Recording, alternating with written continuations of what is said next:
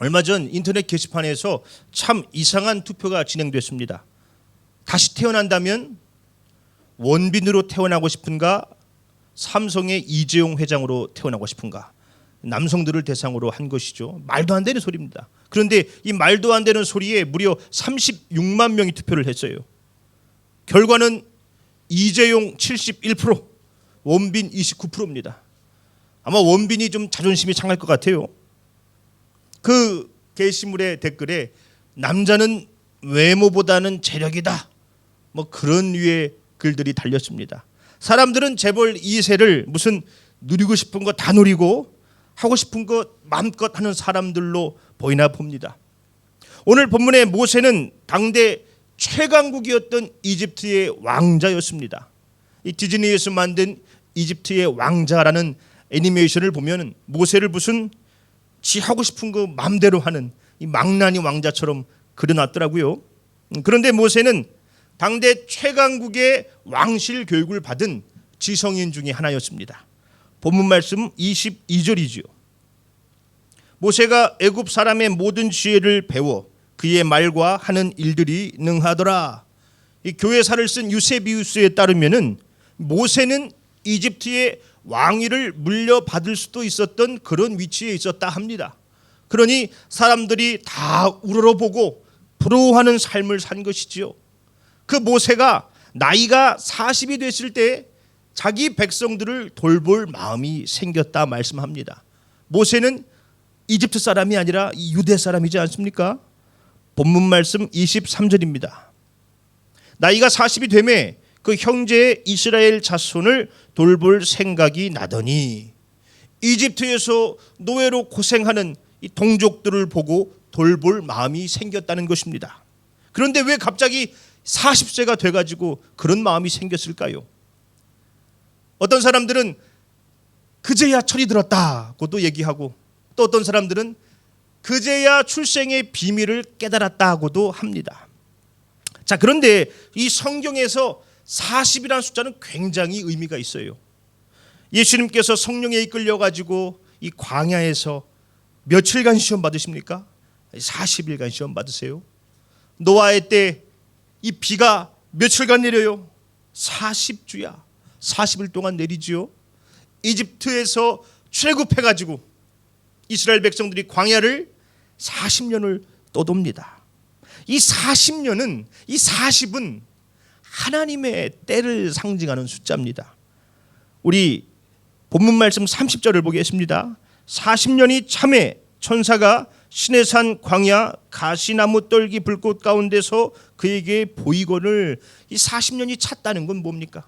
때가 됐다. 하나님의 때를 상징하는 것이죠.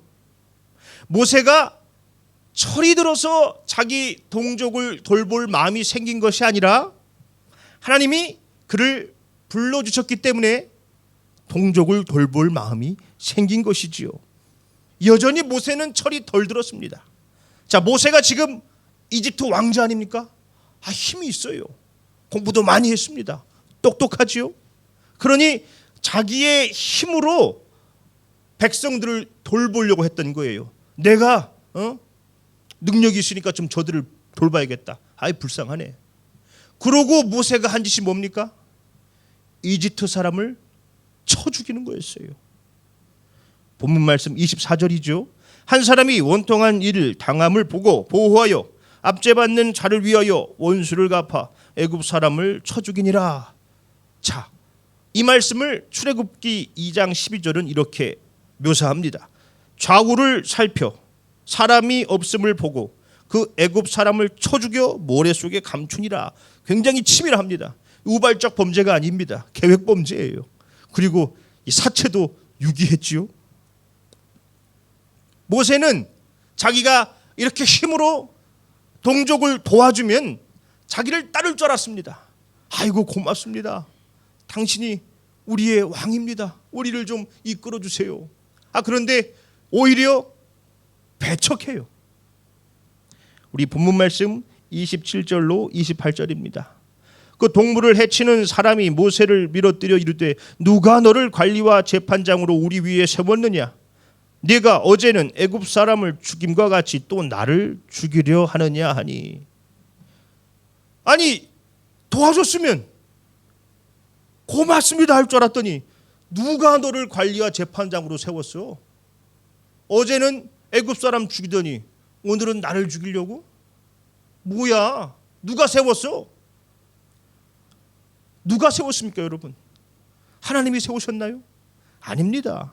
하나님은 모세를 관리와 재판장으로 세우시지 않았습니다. 모세가 40세가 됐을 때 하나님이 그를 부르신 것은 이스라엘을 구출하라는 부르심이 아니었습니다.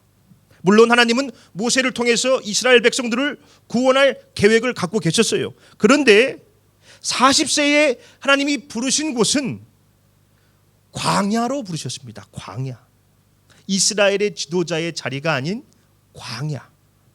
우리 본문 말씀 29절입니다. 모세가 이 말 때문에 도주하여 미디안 땅에서 나그네가 되어 거기서 아들 둘을 낳으니라.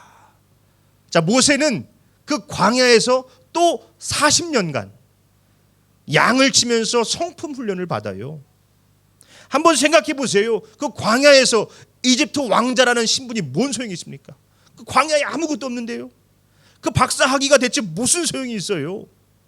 그 광야에서는 하나님이 먹이시면 먹을 수 있고, 굶기시면 굶어야 합니다. 하나님만 의지해야죠. 하나님 비를 내려주세요. 하나님 먹을 걸 주세요. 그렇게 하나님만을 의지하는 곳이지요. 하나님은 모세를 훈련시키시기 위해서 광야로 부르셨습니다. 히즈윌의 광야를 지나며라는 찬양이 있어요. 오늘 설교 제목을 거기서 가지고 왔는데, 주님만 내 도움 되시고 주님만 내 빛이 되시는, 주님만 내 친구 되시는 광야. 주님 손 놓고는 단 하루도 살 수 없는 곳 광야. 광야에 서 있네. 오직 하나님만을 의지하는 훈련을 받는 것이 바로 광야지요. 여러분, 종이가 얼마나 약해요. 종이. 비 오면 젖고 바람 불면 날아가고 조금만 힘주면 찢어지고. 그 종이가 어찌 강해질 수 있습니까? 벽에 붙여버리면 돼요. 벽에 붙이면 벽이 됩니다. 벽. 단단해지죠. 종이같이 연약한 우리가 어찌 강해질 수 있습니까? 하나님께 착 붙어 있으면 돼요. 하나님만을 의지하면은 하나님의 능력이 내 능력이 되는 것이지요. 그래서 바울이 내게 능력 주시는 자 안에서 내가 모든 것을 할 수 있다 고백하지 않았습니까? 주님께 착 붙어 있으면, 하나님만 의지하면은 어떠한 시련과 아픔이 있어도 결코 무너지지 않지요. 모세가 지성질 못 이겨서 사람 쳐 죽이고 지멋대로 날뛰고 하던 그 성질을 광야에서 다 고쳤어요. 하나님의 손에 훈련받았습니다. 우리 민수기 12장 3절 말씀을 보겠습니다.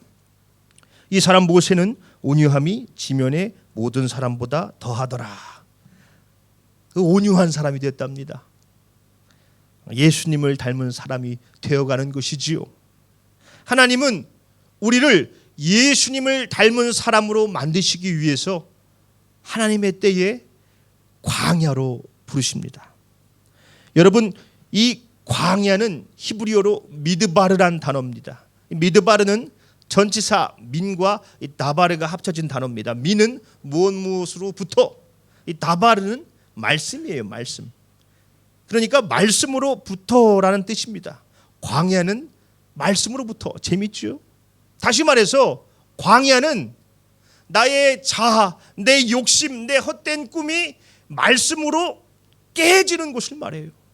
말씀으로 내가 훈련받는 곳, 십자가의 복음 앞에 내 헛된 욕망들이 깨어지는 것이 바로 광야입니다. 광야. 바울은 그것을 십자가에 못 박힌 삶이라 했습니다. 갈라디아서 2장 20절이지요. 내가 그리스도와 함께 십자가에 못 박혔나니 그런즉 이제는 내가 사는 것이 아니요 오직 내 안에 그리스도께서 사시는 것이라.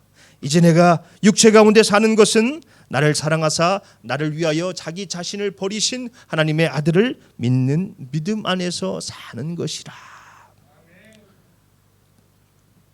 예수님의 십자가 앞에서는 자라온 환경이 아무런 문제가 안 됩니다. 이집트의 왕자였건 노예였건 아무런 상관이 없어요. 예수님의 십자가 앞에서는 다 죄인이기 때문에 그렇습니다. 예수님의 십자가 앞에서는 돈이 많건 적건, 많이 배웠건 배우지 못했건, 상처가 있건 없건 아무런 문제가 되지 않습니다. 다 하나님의 자녀가 되기 때문에 그렇지요.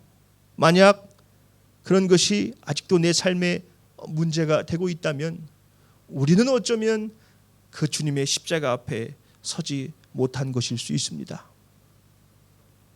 다른 것에 서서 다른 곳을 바라보며 사는 것인지도 모르겠어요. 교만한 것도, 자존감이 없는 것도 연약한 자기를 의지하는 것입니다. 교만한 것은 한낱 종이에 불과한 자기가 자기 힘으로 살겠다고 설치는 것이고, 자존감이 없는 것도 연약한 자기를 의지하기 때문에 나는 할 수 없어 하는 것 아니겠습니까? 우리는 그 예수님의 십자가 앞에서 우리의 자아가 깨지는 광야의 훈련을 거쳐야 합니다. 그래서 주님은 우리를 그 광야의 자리로 부르세요. 광야를 지나며 2절 가사가 이래요.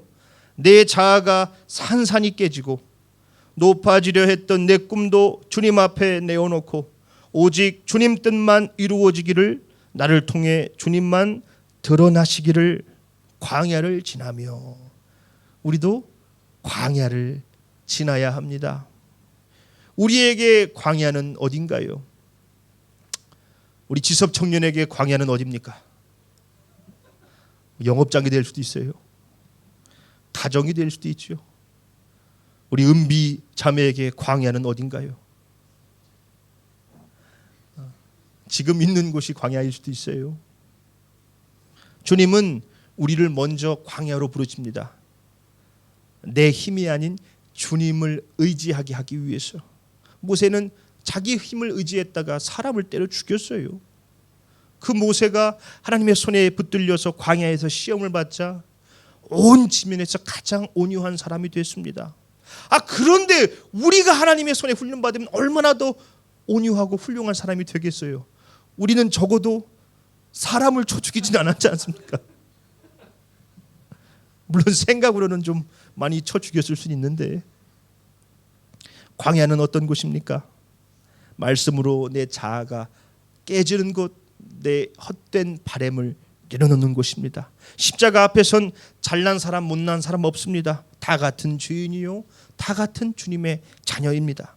그러니 우리 모두 날마다 예수님의 십자가 앞에서 내 욕심, 내 뜻을 내려놓고 주님 뜻을 구하며 주님만 의지하는 자들이 되기를 소망합니다. 온전히 하나님의 손에 붙들려서 하나님의 영광을 위해서 살아가시는 우리 행복한 교회 모든 성도님들 되시기를 예수님의 이름으로 축원합니다. 아멘.